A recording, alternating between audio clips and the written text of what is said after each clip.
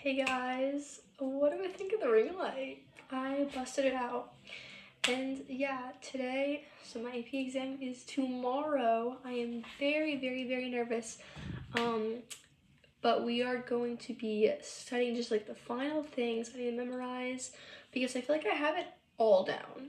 So me and my friend London took two mock multiple choice exams on Friday because we had like a 4-hour class period, and we got 80% on one, which is a 44 out of 55. And then after, on our second one, we got a 52 out of 55, which is a 96, I believe, or 90. I think it's a 96. So we crushed on that, and I'm hoping we can do the same on tomorrow's exam. But we're just gonna go into political beliefs, which is just where I kind of struggle because I don't really know who does what exactly or who believes what exactly. So let's get into that. Today's shout out is Mr. Valley himself, my AP Gov teacher. Okay, first is an easy topic, which is like socialization and like ideology creating, which is where you get your political beliefs from. So obviously your biggest factor in determining your political belief is your family and like your schools, and then historical events that happen, your race, your income, just how you grow up, like how you spend your brain forming years, who you spend it around, where you spend it, like the conditions you spend it in, all create your political views and what you look for in a candidate and how you vote, and just your beliefs that you have. And also we have a two-party system in the United States, even though it's not how it is supposed to be or like how it has to be. It just is because of how third parties get crushed. I think I have another video on that. If I don't, I'll make one because I have to lock in before this exam. Republican Party and what their core beliefs are.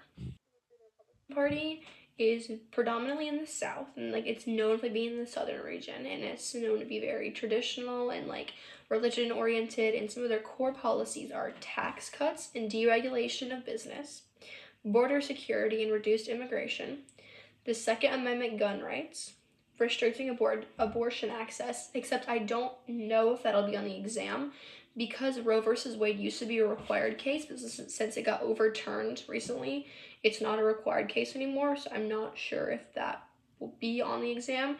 It could be. It's just know that's the Republicans like to restrict abortion access, school choices, and opposing federal education mandates. So they want to have Republicans like putting their kids in private school. That's what we've learned. That's what I've learned at APO. They like putting their kids in private school. Republicans are traditionally like the wealthier, old money people who want to keep their money. They have money, so they like to keep it. They like to send their kids to private school. So they don't really believe in investing a lot in public school because they're not going to send their kids to public school, so they don't really want to have a bunch of regulations and money go to public schools. Strong military and aggressive foreign policy, and opposing affirmative action and DEI. Affirmative action also is going to be on the exam. It's where you allow a set amount of minorities into programs or businesses or internships solely because of their race. And you like set aside like 10 people that are going to be only Black people that you're going to let into your business, or only Native Americans or things like that. So they have much more traditional, want to keep their money, want tax cuts, don't want taxes, don't want regulation on business because they have money and they want to keep it, is all you kind of need to know. And it's very religion oriented, and it's in the South. I don't know if that'll come up, but I remember seeing that on some questions, and it's in the South. Party, which focuses on expanding access to healthcare, so like Medicare, Medicaid, and Social Security and that kind of thing, climate action, and environmental protection. So that's exactly what it sounds like. Raising the minimum wage and strengthening unions, immigration reform with a path to citizenship, abortion rights and reproductive health care, voting rights protection and campaign finance reforms, and then LGBTQ plus civil rights. And so for this one, you can think they're less about money and stuff, and it's more about helping everyone, and like if everyone has enough money, or if everyone has money and like enough to get by, the economy will do better. And like, so it's much more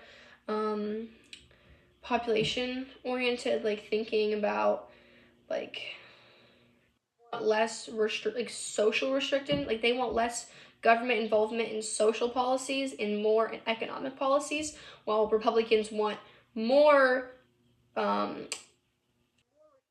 more involvement in the government in social policy to keep it more traditional and more religious, and less in the economic aspect of things. Kind of so, okay. Republicans, there's like a spectrum. There's like Republicans on the right, and then or Democrats on the left. And so it's like a conservative and liberal spectrum too. And so like conservatism is defined as like the government should be limited, markets should be free, traditional social institutions should be in place, and they are skeptical of government expansion and like federal power. They want lower taxes, that kind of thing. And then liberalism is that government has a positive role to play in reducing inequality and protecting individual rights. And they usually like a stronger social safety net, civil rights protections, environmental regulations, and more progressive tax system. So it's like liberals go with Democrats, conservatives go with Republicans, usually. Libertarianism, which is not part of the two parties, but it is in the curriculum. Limited government to the extreme, basically. They believe in, I'm not going to say anarchy, because I'm not trying to have any opinions be told in any of this topic, because this is a purely informative video. So I'm not going to say it's anarchy, but they take limited government to the extreme. They believe there should be no government intervention in either economic or personal affairs.